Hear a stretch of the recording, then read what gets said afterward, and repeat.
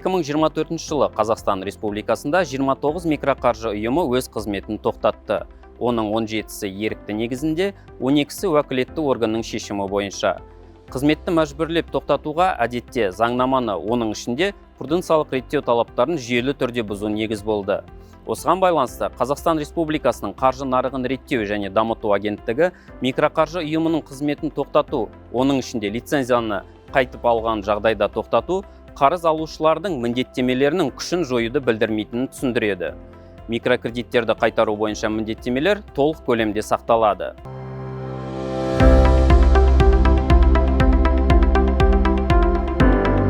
Қарыз алушының берешегі талап ету құқықтары берілген жағдайда ұйымның алдында да, жаңа кредитордың алдында да жарамды болып қалады. Борышты басқа қаржы ұйымына немесе өзге тұлғаға берген жағдайда, қарыз алушы жаңа деректемелер мен берешекті өтеудің тәртібі туралы хабардар етілуге тиіс. Осыған байланысты азаматтарға микрокредиттер беру шарттарын жасасу кезінде қаржылық байқампаздық танытуға және ұйым қызметінің заңдылығын, оның ішінде агенттік ресурстарын пайдалана отырып тексеруге кеңес беріледі. Сондай-ақ қарыз алушылардың міндеттері ғана емес, сонымен қатар тиісті құқықтары бар екенін еске саламыз. Микроқаржы ұйымдарымен даулар туындаған кезде, олар тегін консультация алу және құқықтарын қорғау үшін микроқаржы омбудсманына жүгінуге құқылы.